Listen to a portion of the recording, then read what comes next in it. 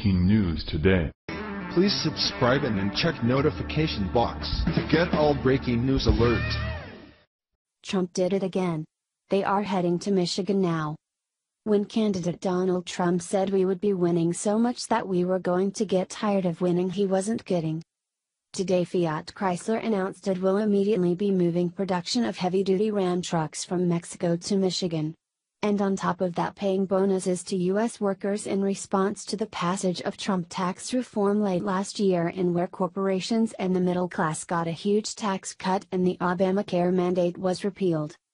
Fiat Chrysler went on to confirm they will be investing over $1 billion in its Warren truck assembly plant. A plant that will be used to make the Ram heavy-duty truck starting in late 2020. That truck is currently made in Saltillo, Mexico, where workers will continue to make commercial vehicles to sell in the U.S. and international markets. Fiat Chrysler did also confirm that the Warren plant will add 2,500 new jobs to the dying Michigan economy. The car company also plans to pay $2,000 bonuses this spring to about 60,000 hourly and salaried U.S. employees, but confirmed senior executives won't getting the bonus.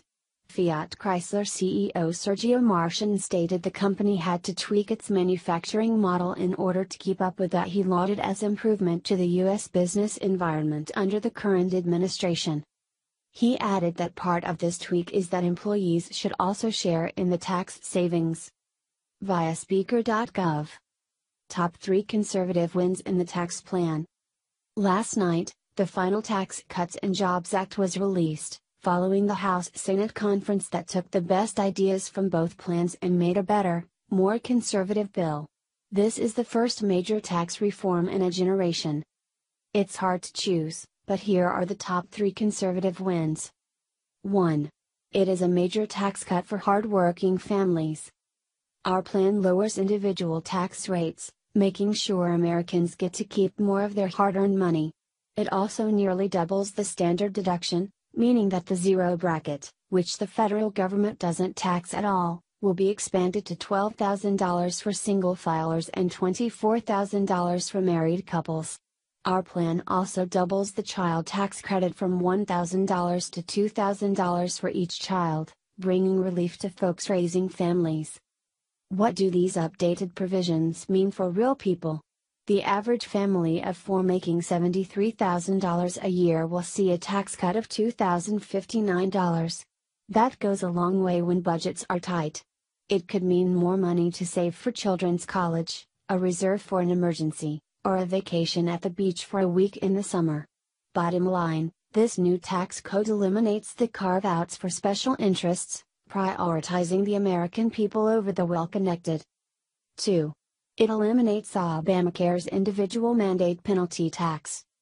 This is the crux of Obamacare. The individual mandate makes it illegal for people not to purchase a health care plan, and the government levies a major fine if people make the choice not to purchase a plan. The individual mandate's purpose is to make young people, who are generally healthier, bear the burden of healthcare costs in this country. The consequences of the individual mandate are dire, especially because Obamacare has driven up the cost of healthcare across the country, making premiums so expensive that many folks cannot afford healthcare at all. Therefore, the individual mandate punishes people for making decisions that make the most sense for them and their family. The government has no place in unnecessary, burdensome mandates, and the Tax Cuts and Jobs Act does away with it, giving people much needed relief and flexibility to buy the health care that's right for them if they choose. 3. It opens up part of ANWR for energy development. There is a section of non-wilderness federal land in the Arctic National Wildlife Refuge, ANWR, located in Alaska, that is known to be abundant in oil reserves. Unfortunately, it has been previously banned for energy development, thanks to the insistence of special interests. This ban goes against the petitions of the Alaska delegation, which understands the benefits that oil drilling would bring to the state. If it becomes law, the Tax Cuts and Jobs Act will open this area up for energy exploration and development. This would mean more energy developed here at home, instead of relying on other nations for our nation's energy needs. Developing homegrown energy is always preferable, especially because some of these nations are hostile to the United States and our interests. It also means revenue of almost $1 billion in 10 years streaming into the United States Treasury, helping pay for the tax cut that Americans need and deserve. Developing this portion of ANWR also means thousands of good-paying jobs in Alaska and throughout the country. It would give the U.S. economy the boost that comes with major energy development.